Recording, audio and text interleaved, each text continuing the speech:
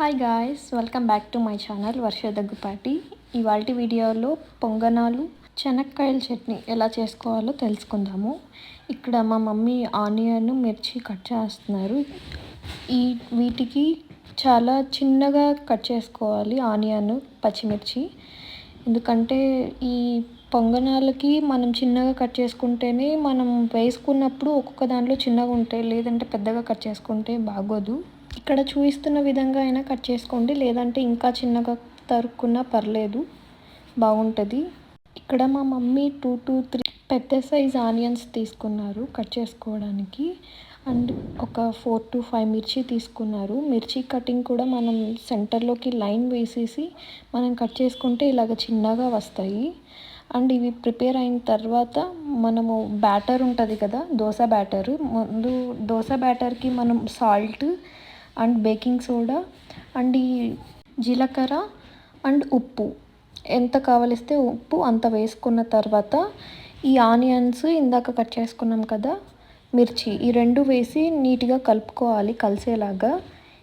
ఈ బ్యాటర్ అనేది మనం దోశ బ్యాటర్ లానే ఉంటుంది, మరి ఎక్కువ వాటరీ కాకుండా కొంచెం సాలిడ్గా ఉంటే చాలు ఈ బ్యాటర్ అనేది. సో మనం దీంట్లోకి వేసేసి కలుపుకోవడమే. ఇలాగ కలిపేసుకొని మనం పక్కన పెట్టుకొని ఇది పొంగనాల ప్యాన్. దీంట్లో మనం కొంచెం ఆయిల్ వేసుకోవాలి. ఇప్పుడు చూపిస్తున్నారు కదా ఈ వీడియోలో, ఇలాగా కొంచెం ఆయిల్ వేసుకొని వేడవ్వనివ్వాలి. అప్పుడైతేనే మనకు పిండి వేయగానే ఇలాగా మనకు కనిపిస్తుంది. సో మనం లోపల స్టిక్ అవ్వకుండా ఉంటాయి ఈ పొంగనాలు వేసిన తర్వాత తీసేటప్పుడు. సో మనం జాగ్రత్తగా చూసి వేసుకోవాలి. ఇది హై ఫ్లేమ్లో పెట్టుకోకూడదు. మీరు హై ఫ్లేమ్లో పెట్టుకుంటే లోపల మొత్తం పిండిలాగా అలానే ఉంటాయి, ఉడకవు సరిగా. సో మనం మీడియం ఫ్లేమ్లో పెట్టేసుకొని ఇలాగ క్యాప్ పెట్టేసుకొని ఒక 2 to 3 మినిట్స్ తర్వాత మనం ఓపెన్ చేసుకున్నాము అంటే బాగా వస్తాయి. ఇక్కడ మా మమ్మీ చూపిస్తున్నారు చూడండి. ఒక స్పూన్ తీసుకొని ఇలాగ తిప్పేసుకోవాలి. ఎందుకంటే మనం బ్యాక్ సైడ్ మొత్తం బాగా రెడ్గా అయి ఉంటాయి. బట్ లోపల ఏమన్నా మీరు హై ఫ్లేమ్లో పెట్టుకుంటే పిండిలా అలానే ఉండిపోతాయి.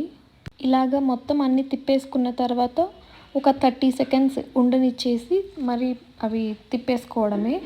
ఈవినింగ్ స్నాక్స్కి అయితే చాలా త్వరగా అయిపోతాయి ఈ పొంగనాలు అనేవి. దీంట్లోకి శనక్కాయల చట్నీ అనేది చాలా బాగుంటుంది. అండ్ మనం ఈ శనక్కాయల చట్నీ కూడా నేను మీకు చూపిస్తాను ఎలా అనేది. మనం ఈ పొంగనాలు వేసే ప్రతిసారి ఆయిల్ వేయాల్సిందే. ఫస్ట్ టైం ఆయిల్ వేసిన తర్వాత మళ్ళీ మనం వీటి మీద వేయాల్సిన అక్కర్లేదు. మనం ఎవ్రీ టైం మనం వేసే ప్రతిసారి మనం ఆయిల్ అనేది వేసుకుంటేనే మనకు స్టిక్ అవ్వకుండా వచ్చేస్తాయి. ఇలా అయిపోయిన వెంటనే మనం ఒక టిష్యూ మీద తీసుకుంటే మనకు ఆయిల్ ఏమన్నా ఎక్సెస్ ఆయిల్ అనేది టిష్యూకి పోతుంది కాబట్టి సరిపోతుంది. అండ్ ఇవి మనకు చాలా త్వరగా ఒక 5 to 10 మినిట్స్లోనే అయిపోతుంది. ఎందుకంటే ఎక్కువ ప్రాసెస్ కూడా ఉండదు ఇది చేయడానికి. ఈ రెసిపీ మనము టిఫిన్లా కూడా చేసుకోవచ్చు. ఎందుకంటే సింపుల్గా కొంతమంది డైలీ ఒకసారి మనం దోశకి వేసుకున్నామంటే ఒక 2 to 3 డేస్ వరకు అలా వస్తుంది కాబట్టి. సో ఒక డే దోశ అండ్ ఒక డే ఇలా పొంగనాలు చేసుకున్నామంటే మంచిగా అవుతుంది. ఒక డైలీ దోశనే ఇలా అనుకోకుండా మీరు కూడా ఒకసారి ఇలాగ ట్రై చేయండి ఎలా వస్తుంది అనేది. మా మమ్మీ అయితే ఎప్పుడైనా కానీ దోశ బ్యాటర్ నానేసిందంటే పక్కాగా పొంగనాలు కూడా చేస్తారు. ఇక్కడ మా మమ్మీ శనక్కాయలు అనేది వేయించుకుంటున్నారు. కొంతమంది ఆయిల్ వేసి శనక్కాయలు వేయించుకుంటారు, మేము అలా చేసుకోము. మేము జస్ట్ ఫ్రై చేసేసుకొని పెట్టేసుకుంటాము. తర్వాత పచ్చిమిర్చి ఒక 5 to 6 పచ్చిమిర్చి తీసుకొని కట్ చేసుకొని మనం వేయించుకొని పక్కన పెట్టుకోవాలి. ఎక్కువ ఫ్రై అవ్వక్కర్లేదు. ఒక 1 or 2 టేబుల్ స్పూన్ ఆయిల్లోకి ఇది మనకు అయిపోతుంది. అండ్ ఇవి మనం పక్కనకి తీసుకొని పెట్టేసుకొని తర్వాత మనం టమోటా, ఇక్కడ మా మమ్మీ ఒక 2 తీసుకున్నారు పెద్ద సైజ్వి.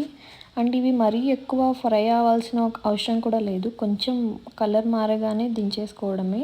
నెక్స్ట్ చట్నీకి మనం శనక్కాయలు, పప్పులు ఇందాక వేయించుకున్నాం కదా, మనం టమోటా అండ్ పచ్చిమిర్చి వేసుకొని మనం గ్రైండ్ చేసుకోవాలి. ఇక్కడ చూపిస్తున్నా చూడండి. ఇందాక మా మమ్మీ తిరువాత పెట్టారు, ఇప్పుడు దాంట్లోకి కలిపేస్తున్నారు.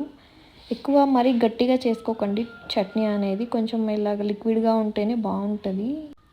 ఈ తిరువాత మొత్తం కలిసేలా కలుపుకొని సర్వ్ చేసుకోవడమే. ఇక్కడ మా మమ్మీ చూపిస్తారు మీకు ఎలా వచ్చాయనేది. ఇలా ఓపెన్ చేయగానే మనకి ముద్దగా ఉండకూడదు, ఇలాగ మొత్తం అంతా ఉడికినలాగా కనిపిస్తే మనకి బాగున్నట్టు. Subscribe for more videos.